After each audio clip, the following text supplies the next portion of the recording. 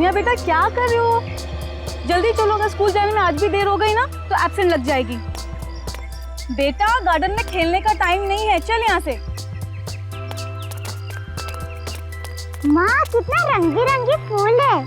सोनिया, सोनिया क्या कर रही है? यूनिफॉर्म गंदा हो जाता ना, टीचर डांटती ना। चलो अभी यहाँ से। माँ मुझे खेलना बहुत अच्छा लगता है। हाँ बेटा खेल लेना, लेकिन स्कूल के बाद, ठीक है? चलो।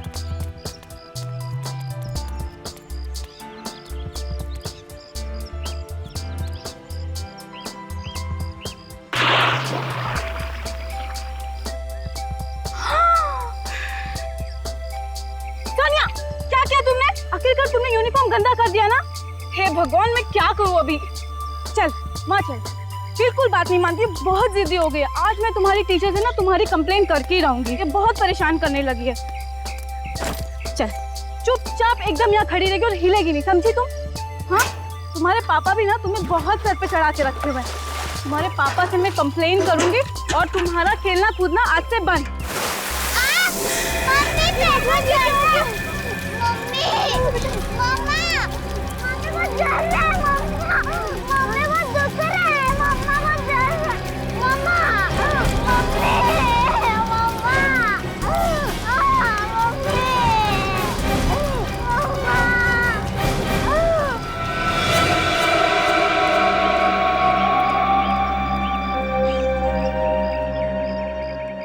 सर, इतना भयानक नजारा ना ही मैंने कभी देखा, ना ही सुना। इतनी सारी लाशें, कंकाल, मतलब एक अरसे से कोई आदमी मासूम लोगों को मार के कुएं में फेंक रहा है। किसी नॉर्मल आदमी का काम नहीं हो सकता। ये आदमी दिमाग से बीमार है, साइको है कोई। बीमार भी है और शातिर भी। तभी तो इतने सालों से लोगों को मार के कुएं में फेंक रहा है और किसी को उसके जुर्म के बारे में पता भी नहीं चला। तो माँ और बेटी ने देख लिया, नहीं तो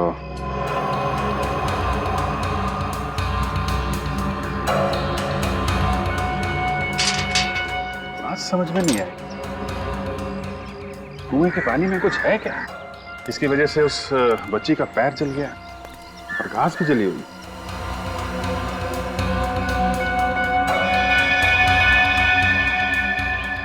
रविजीत, इतने सारे लोगों को अलग अलग जगह पे मार के यहाँ पे लाके फेंकना कोई आसान काम नहीं है। कहीं तो मारता होगा, कोई ना कोई जगह तो होगी जहाँ पे वो खून करता होगा।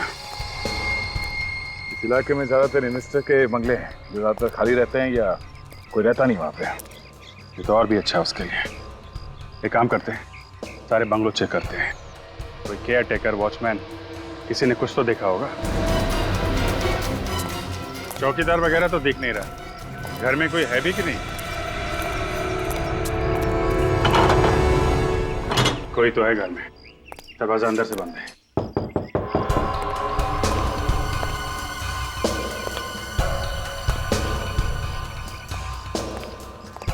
अंदर कोई देख तो नहीं रहा है?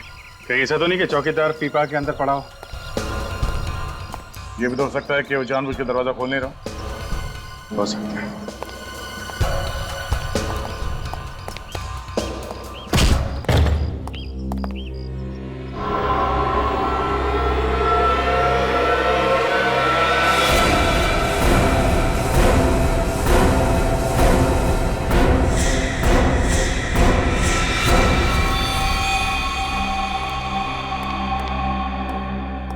इतना सारा खून।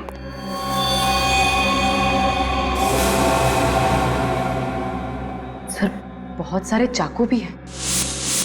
यहाँ घर के अंदर इतना सारा खून और वहां कुएं में इतनी सारी लाशें हैं। कोई ना कोई कनेक्शन है आपस में। बिल्कुल दया, कनेक्शन है। लगता है खून यहाँ पे होता है और लाशें उस कुएं में डाली जाती हैं। और भी ये सब चाकू डालो, संभाल के। इसमें फिंगरप्रिंट्स होंगे।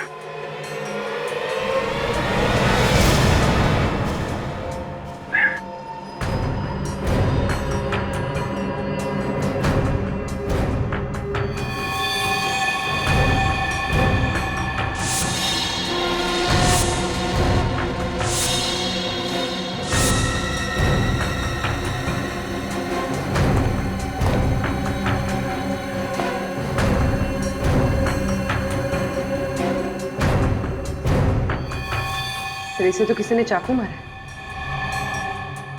पर ये है कौन?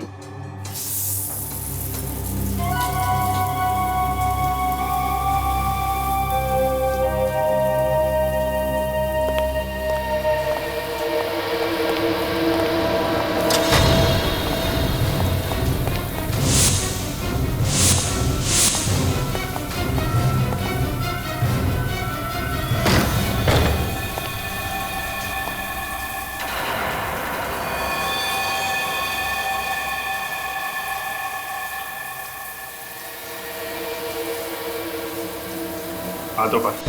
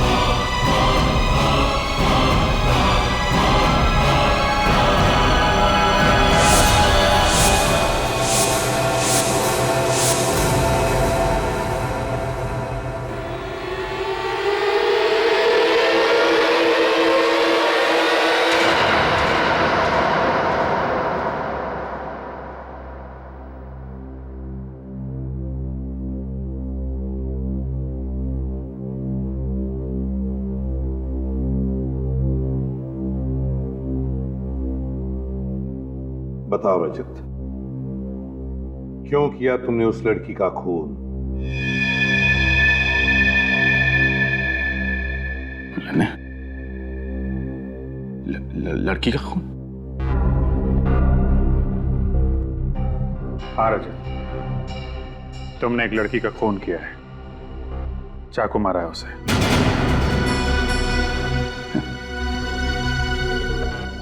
मेरी समझ में कुछ नहीं आ रहा है सर।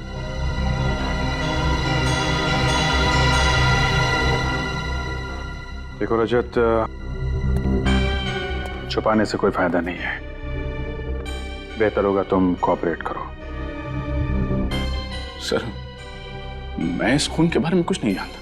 और ये किस लड़की के बारे में बात कर रहे हैं आप लोग? शायद इस फोटो को देखकर तुम्हें कुछ याद आने लगे। हाँ, हम इस लड़की की बात कर रहे हैं, इस लड़की की। जानते हो? हाँ, रजत जी, रजत जी उठिए, रजत जी। मिले उससे, कोई बात की हो?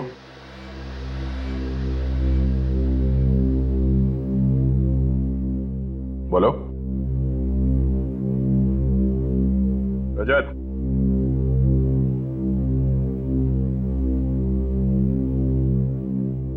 नहीं सर। जानते नहीं हो तो फिर खून क्यों किया इसका? खून? सर, आप लोग बार बार ये खून के बारे में क्यों बात कर रहे हैं? रजत, जिस बंगले में हमें इस लड़की की लाश मिली, उसी बंगले में हमें तुम भी मिले थे, और वो भी खून से लथपथ। और साळुंखे ने बताया कि वो खून इस लड़की का था। सिर्फ यही नहीं, जिस चाकू से इस लड़की का खून किया गया है, उस चाकू पे तुम्हारे उंगलियों के निशान मिले हैं। सिर्फ तुम्हारी उंगलियों के निशान। लेकिन सर, मैंने कोई खून नहीं किया, नहीं मारा मैंने इसे। अगर तुमने इस लड़की को नहीं मारा, तो फिर इसका खून तुम्हारे शरीर पर कैसे आया? तुम्हारे उंगलियों के निशान उस चाकू पर कैसे आए? क्या करने गए थे तुम उस घर में जहां पर इतनी सारी चाकू और इतना सारा खून मिला? क्या करने गए थे? और उस घर के पास वाले कुएं में इतनी सारी लाशें कहां से आई? बताओ, क्यों गए थे तुम उस घर? क्या करने गए थे? और फिर ये लड़की वहां उस घर में कैसे पहुंची? बताओ बताओ, खामोश क्यों? तुम्हें क्या लगता है खामोश रहने से तुम बेगुनाह साबित होगे? लगता है सीआईडी के तौर तरीके तुम भूल गए हो रजत। शर्म आती है मुझे कि तुम हमारे सीआईडी का एक हिस्सा हो।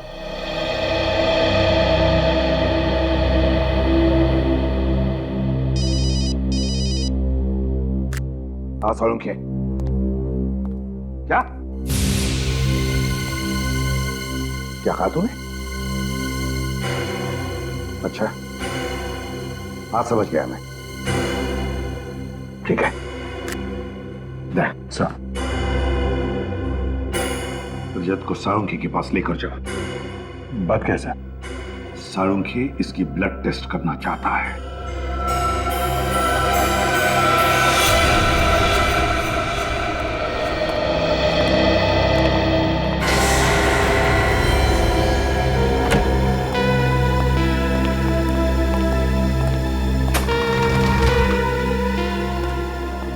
सालुंखे, कुएं में से जो लाशें मिली इनके बारे में कुछ पता चला?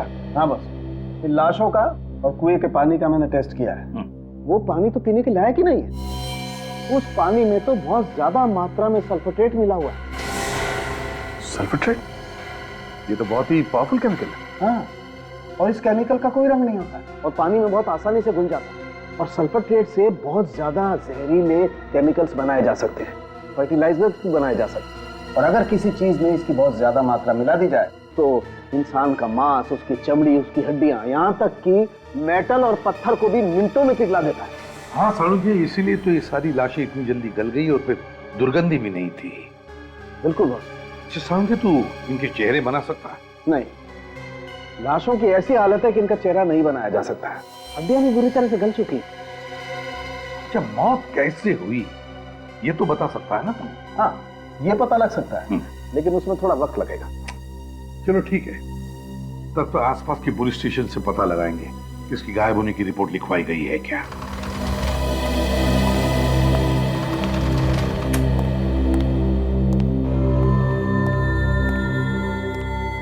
सर, हाँ, इस लड़की का पता चल गया सर। डेल्टा हॉस्पिटल में काम करती है।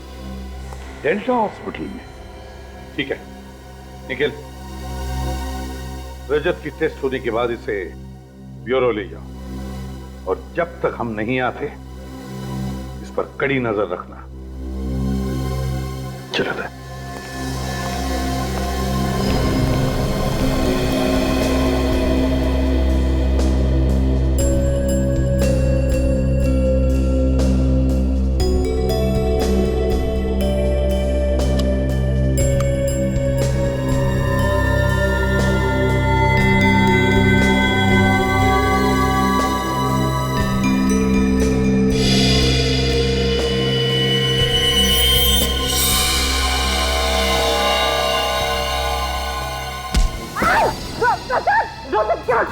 अरे क्या कर रहे हैं सर आप ये?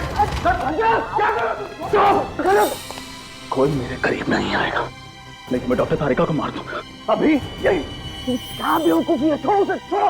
निखिल, कोई बेवकूफी मत करना वरना। Please sir. सर प्लीज, इस वक्त मैं कुछ भी कर सकता हूँ, मुझे मजबूर मत कीजिए। इस वक्त मैं कुछ भी कर सकता हूँ सर। निखिल, गन नीचे, गन नीचे रखो। गन टेबल पे, तो उधर रखो। आपका मोबाइल, मोबाइल। लेकिन हमारा मोबाइल और गाड़ी की चाबी।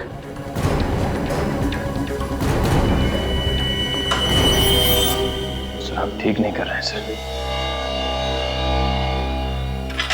दोनों लोग पीछे। तुम पीछे, छोड़ दो उसे। क्या कर रहे हो तुम? निखिल, लैंडलाइन की तार काटो। निखिल, लैंडलाइन की तार काटो। तुम क्या चाहते हो रजत? ये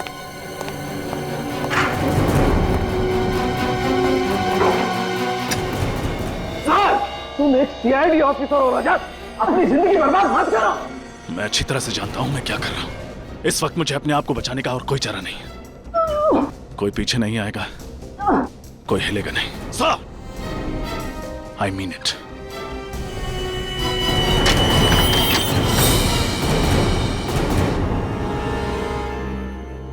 इसे जानती हो?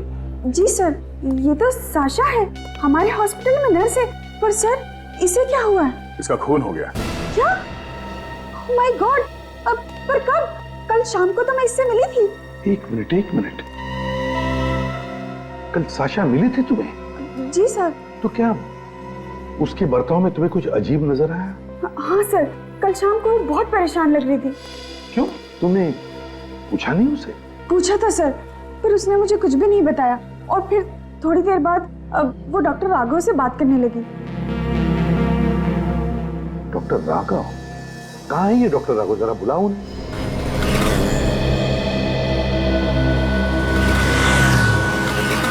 रजत, कर क्या रहे हो तुम? होश में तो हो? मैं होश में ही हूँ डॉक्टर तारिका, और मैं जानता हूँ मैं क्या कर रहा हूँ। गलत हो, फिर भी? क्या करूँ, हालात ही कुछ ऐसे हैं। पागल हो गए तुम, पागल। एसीपी सर को पता चलेगा ना तो बुरा हाल करेंगे तुम्हारा। अरे जब उनको पता चलेगा तो उन्हें भी देख लूंगा मैं। फिलहाल मुझे बस तुम्हारी मदद चाहिए। मदद? तुम्हारी मदद? मैं मर जाऊंगी लेकिन एक क्रिमिनल की मदद कभी नहीं करूंगी। क्रिमिनल? मैं जानता था तुम यही कहोगे। मैं ये भी जानता हूं कि कानून की नजरों में अपराधी हूं मैं, लेकिन जरा सोचो तारिका, एक सीआईडी ऑफिसर होकर मैं ऐसा क्यों करूंगा? और अगर मैं ऐसा करता भी हूं तो रंगे हाथों कैसे पकड़ा जाऊंगा? अरे 100 तरीके ढूंढ लूंगा मैं अपने आप को बचाने के। क्या तरीका है समझाने का? हाँ, देखो तुम क्या कर सकते थे और क्या नहीं ये मैं देख चुकी हूँ अभी। अगर तुम निर्दोष होते ना तो मुझे इस तरह से किडनैप नहीं करते। मैं जानता हूं कि किडनैपिंग भी एक जुर्म है, उसके लिए आई एम सॉरी। देखो रजत, ये ड्रामा बंद करो और चुपचाप अपने आप को सीआईडी के हवाले कर दो। ठीक है, अगर तुम्हें मेरी बातों पे यकीन नहीं है तो ये रहे मोबाइल्स और ये रही गन।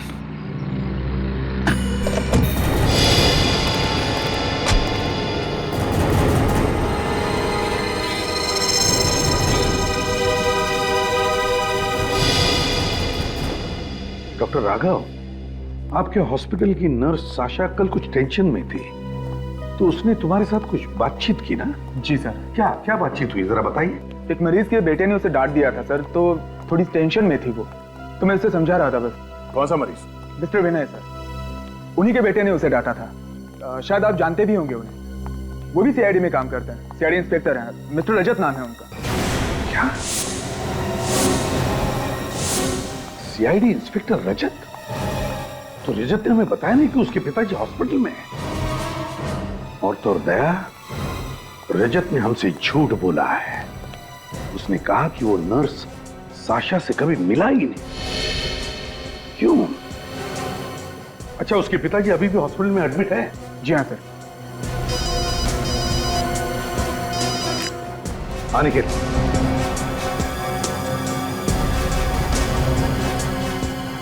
क्या? रजत ने तारिका को अगवा कर लिया? ये कर? अच्छा ठीक है, श्रेया सर, सचिन को फोन करो और उससे कहो कि वो रजत को ट्रेस करे।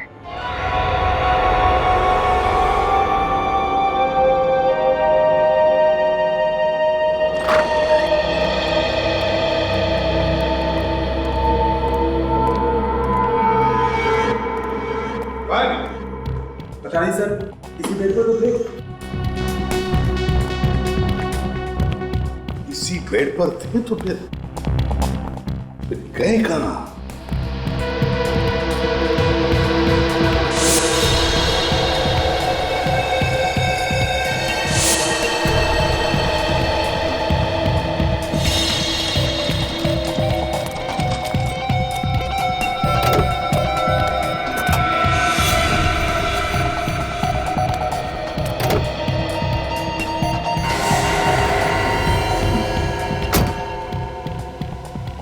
डोंट वरी, मैं तुम्हारा साथ देने के लिए तैयार हूँ। थैंक यू तारिका। लेकिन पहले तुम्हें सब कुछ सच सच बताना पड़ेगा कि इन्हें बचाने के लिए तुम इतना बड़ा रिस्क क्यों उठा रहे हो। ये है कौन?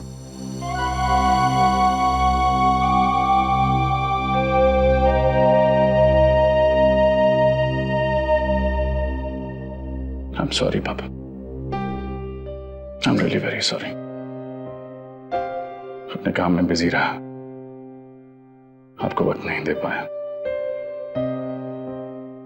क्या कहूं, ड्यूटी कुछ ऐसी है। पानी।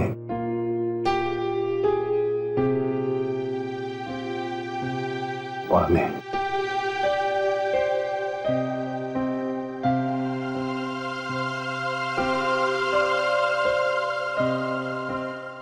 पानी। मैं भी लेकर आता हूँ पापा। हालत बहुत खराब है, आप थोड़ा सा ख्याल रखिए उसकी। एक्सक्यूज मी, आप यहाँ काम करने आती हैं या बातें? पेशेंट उधर पानी मांग और आप यहाँ जग हाथ में लिए टाइम पास कर रही हैं।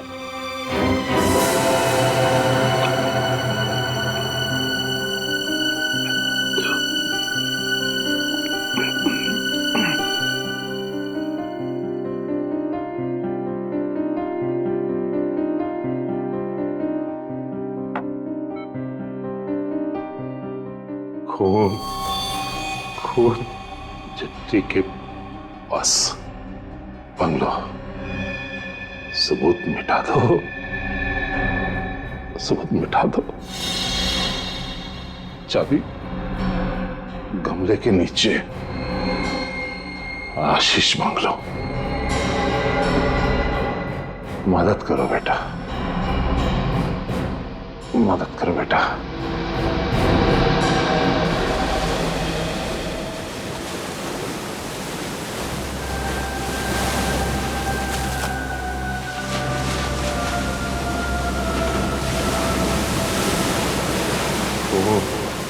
खून, मदद करो बेटा, सबूत मिटा दो बेटा। चिट्ठी के पास आशीष बंगलो। पापा से कहीं कुछ गलत तो नहीं हो गया? नहीं नहीं, पापा ऐसा क्यों करेंगे? जरूर ये पापा का कोई भ्रम होगा, दवाइयों के हैवी डोज का दिमाग पर असर पड़ा होगा। लेकिन अगर ये उनका भ्रम नहीं हुआ तो एक सीआईडी ऑफिसर होने के नाते मुझे उनकी बातों को नजरअंदाज नहीं करना चाहिए। एक बार उस बंगलों पे जाके देखता हूँ, हो सकता है ये उनका भ्रम ना हो, हकीकत हो।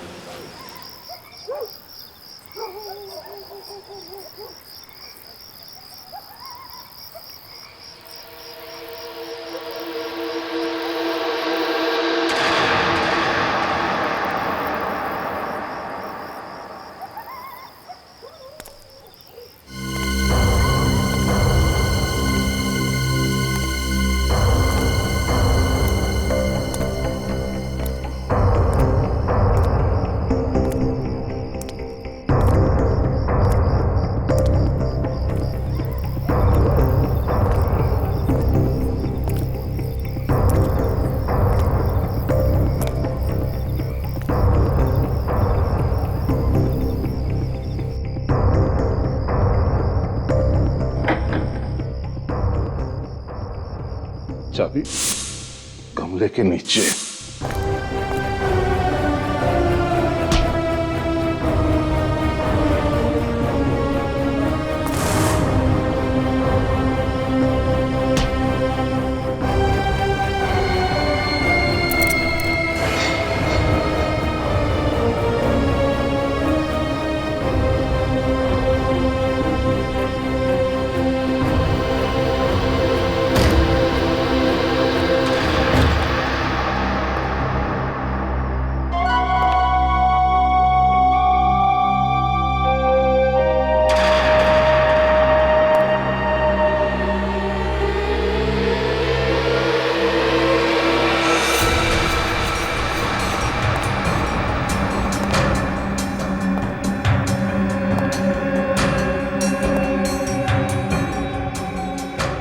पापा ने जो कुछ भी कहा सब सच निकला।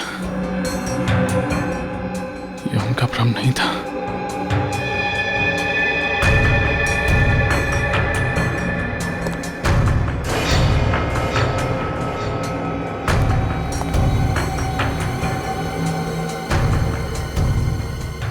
इतना सारा खून, ये औजार, ऐसा क्या हुआ है यहाँ पर? कहीं कोई लाश भी नहीं।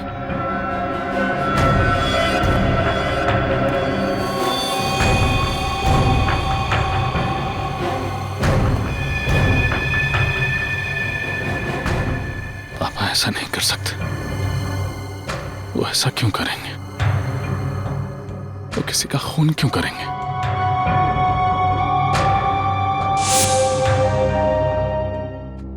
तो तुम मेरी मजबूरी समझ सकती हो ना। मगर इस सबके पीछे रजत और उसके पिताजी का क्या रोल हो सकता है सर? क्या रजत या उसके पिताजी को कोई खतरा था जिसकी वजह से उसने इतना बड़ा कदम उठाया? हो सकता है, जरूर हो सकता है। नहीं तो रजत, एक सीआईडी ऑफिसर, इतना बड़ा कदम कैसे उठा सकता है सबके सामने तारिका को किडनैप करने का? सर अगर वो तारिका को किडनैप कर सकता है तो उस पर वार भी कर सकता है। नहीं अभिजीत, मुझे नहीं लगता। एक जुर्म छुपाने के लिए वो ऐसा जुर्म नहीं करेगा तारिका पर वार करने का। सही कहा आपने सर।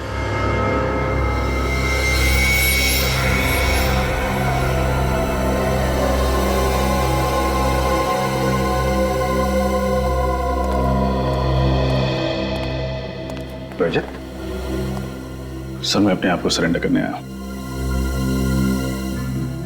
ये निखिल की गन, ये मोबाइल्स। निखिल,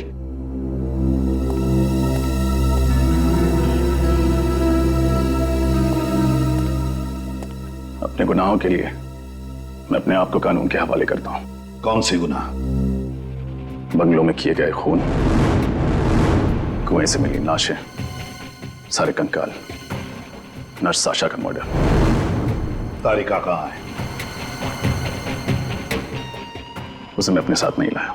कहाँ है वो? डॉक्टर तारिका सुरक्षित है। जब तक वो तुम्हारे पास है सुरक्षित नहीं है। कहाँ है वो?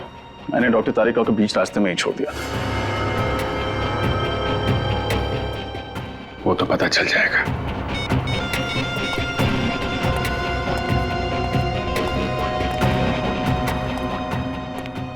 तुम्हारे पिताजी कहाँ हैं? सर वो मैं नहीं बता सकता। क्यों नहीं बता सकते? आप मुझसे कुछ और पूछिए, लेकिन अपने पिता के बारे में पूछे गए सवालों के जवाब मैं नहीं दे पाऊंगा। तुम्हें जवाब देना ही पड़ेगा, समझे? तो बताओ, तुम्हारे पिताजी का उस बंगले से उस नर्स साशा के साथ क्या कनेक्शन है? क्या कनेक्शन था? और फिर डेल्टा हॉस्पिटल से क्या वो जुड़े हुए हैं? जवाब दो रजत। आई एम सॉरी सर, मैं अपने पिता के बारे में कुछ नहीं बता सकता। आप मुझे अरेस्ट कीजिए, आपका मुजरिम आपके सामने खड़ा है। बॉस, एक बहुत इंपॉर्टेंट बात पता चली, बताना जरूरी था इसलिए मैं खुद चलाया। क्या पता चले डॉक्टर साहब? दया, वो जो जमीन पर खून पड़ा हुआ था उसमें ग्लाइसरॉल है। सर, वो क्या होता है?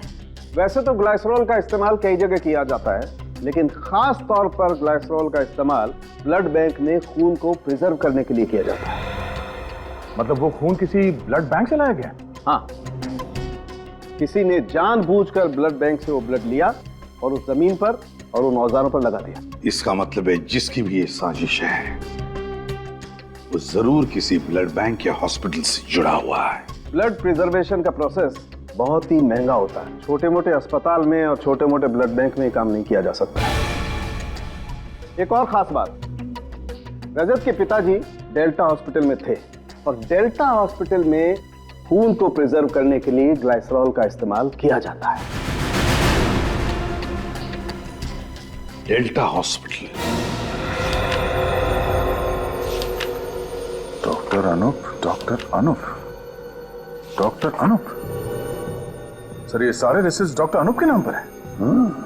दया, इस डॉक्टर अनूप को ही इतने सारे खून के बॉटल्स की जरूरत क्यों पड़ी? और सर, पिछले 2 दिनों में ही उन्होंने ये सारी बॉटल्स ली हैं। सर शायद ये डॉक्टर अनूप ही इन सारे गुनाहों का करता धरता हो सकता है दया, हो सकता है। ये डॉक्टर अनूप कहाँ मिलेंगे? सर वो तो कुछ देर पहले ही चले गए। चले गए? कहाँ चले गए? ये तो पता नहीं सर, लेकिन उनके लिए एक कॉल था। उन्होंने कुछ देर फोन पे बातें की और फिर तुरंत चले गए। किसने कॉल किया था? किसी केमिस्ट शॉप से फोन था। कौन सा केमिस्ट शॉप? ये तो पता नहीं सर, लेकिन आपको उनका नंबर मिल जाएगा। सर एक बात समझ में नहीं आ रही है, रजत सर ऐसा क्यों कर रहे हैं? क्यों सच को छुपा रहे हो?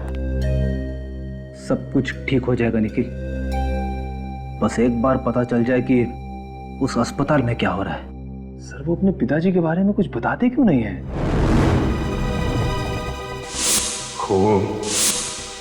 खून चिट्ठी के बस सबूत मिटा दो, मदद करो बेटा।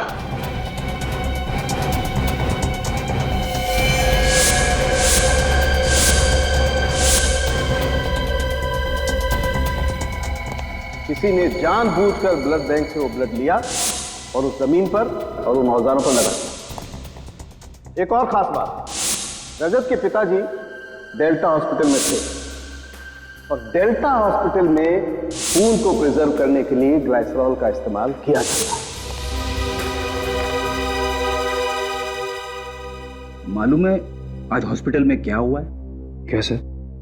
एक आदमी अपनी बीवी की कंप्लेंट करने लगा एसीपी साहब से। कहने लगा कि उसकी बीवी उसे मारती है, उससे काम करवाती है। अब सीआईडी के पास क्या यही काम बचा?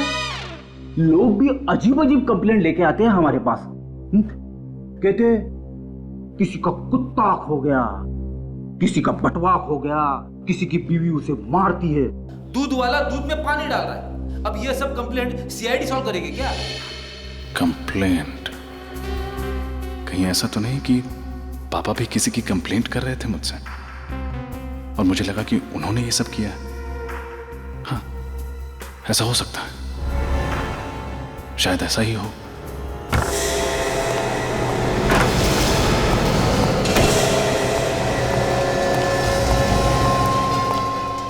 कहाँ जा रहे हो आप? रुक जाइए वरना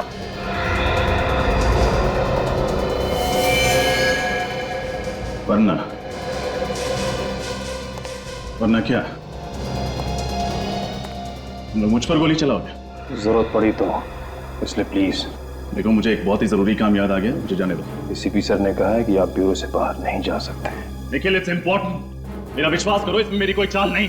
अगर इसमें आपकी कोई चाल हुई तो? रेडी, अगर मुझे भागना ही होता तो मैं अपने आप को सरेंडर क्यों करता? प्लीज मेरी बात मानो, इस वक्त मेरा यहां से जाना बहुत जरूरी है। प्लीज।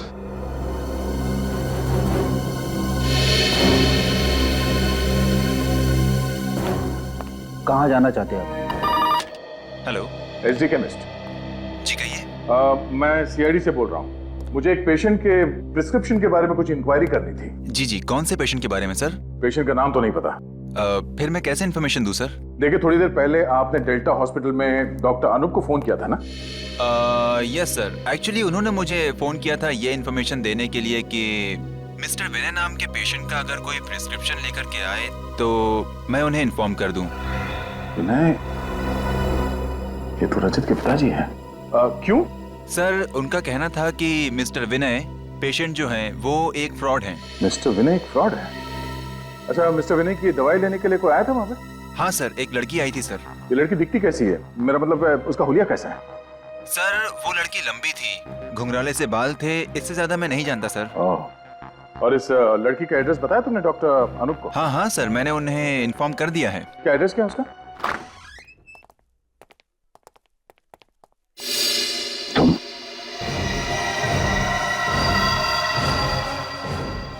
बेटी ये यहाँ कैसे? हाँ? सर, मैं जानता हूँ आप लोग मुझसे नाराज हैं। मैंने जो किया गलत किया। अपने पिता को बचाने के लिए मैं उन्हें हॉस्पिटल से भगा के ले गया। पहले मुझे लगा था कि वो इस सब चीजों में शामिल है, लेकिन वो बेकसूर है सर। मगर तुम बेकसूर नहीं हो, तुम बेकसूर, समझे?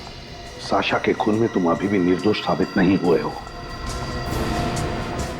उस चाकू पर तुम्हारी उंगलियों के निशान है।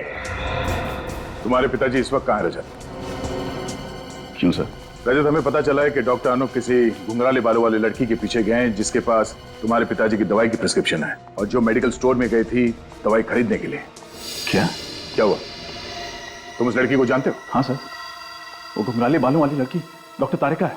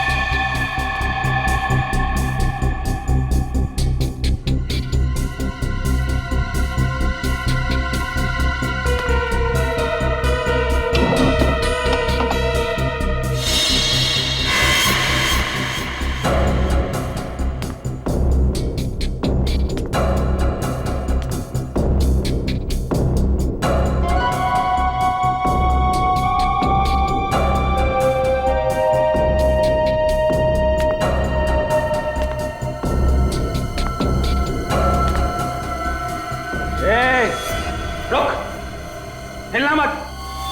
बंदूक दे तेरी, बंदूक दे। कट। कौन हो तुम? चुपचाप ये बता कि रजत के पिताजी कहां पे हैं? पहले बोलो कौन हो तुम?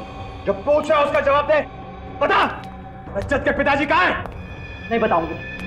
देख दिमाग मत खराब कर, समझी? जल्दी बोल। बोला ना नहीं बताऊंगी। तो ऐसे नहीं मानेगी? दिखाऊं तुझे क्या? नहीं बताएगी ना तो यहाँ पे तुझे गोली मार दूंगा। मार। नहीं बोलेगी? नहीं बोलेगी तू? बोला ना। नहीं। बता।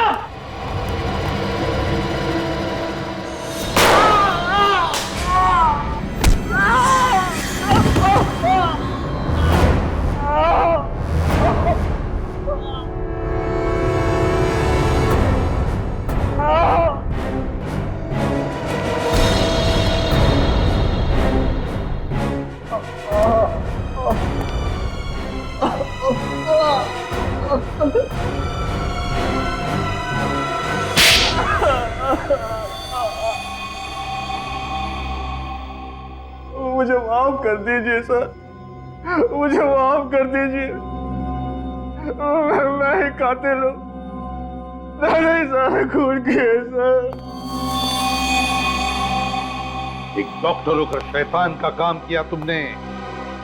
क्यों किए ये खून? क्योंकि लालच में सर, मैं एक ऑर्गन्स का रैकेट चलाता था सर। पेशेंट के शरीर से अंग निकालता था और उन्हें बेचता था, जिससे मुझे बहुत रुपए मिलते थे सर। और सबूतों को मिटाने के लिए तुम लाशों को उस कुएं में फेंकते थे जिसमें तुमने पहले से सल्फेट्रेट मिलाया हुआ था। हाँ सर। रजत को क्यों फंसाया तुमने? रजत के पिताजी ने मेरी और शाशा की सारी बातें सुन ली थी सर, और उन्होंने वो सारी बातें रजत को बता दी। मैं जानता था रजत एक सीआईडी कॉप है, वो उस बंगले में जरूर जाएगा और मैं और शाशा पकड़े जाएंगे। इसलिए उस दिन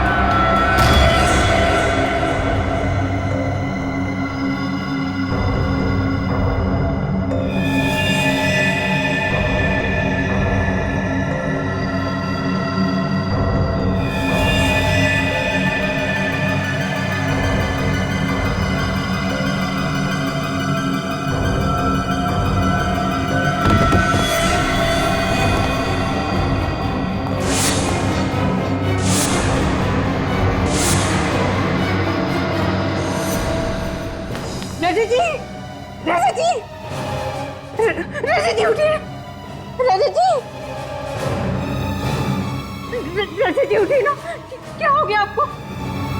उठिए ना रजत जी।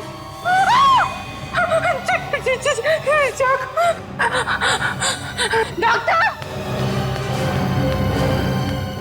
अनु, ये सब क्या किया तुमने? अनु, नहीं, मैंने कुछ नहीं देखा। मैं किसी से कुछ नहीं कहूंगी, मुझे मत मारो। लेकिन साशा को क्यों मारा तुमने? शाशा मुझसे बहुत प्यार करती थी और ऑर्गन्स का रैकेट चलाने में मेरी मदद भी करती थी, मेरी साथी थी वो। लेकिन अचानक पता नहीं उसे क्या हो गया, वो मुझे ब्लैकमेल करने लगी सर।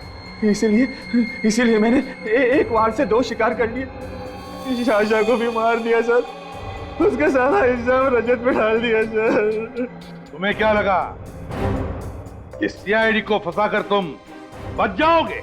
लेकिन तुमने ये नहीं सोचा कि सीआईडी को फंसाकर तुम अपने लिए ही फांसी का फंदा तैयार कर रहे थे। इतने मासूम लोगों की जानें ली, किस लिए? पैसा कमाने के लिए, गलत रास्ते से। अब तो तुम्हें ऊपर वाला भी फांसी के फंदे से बचा नहीं सकता। ले जाओ इसे फ्रेडी।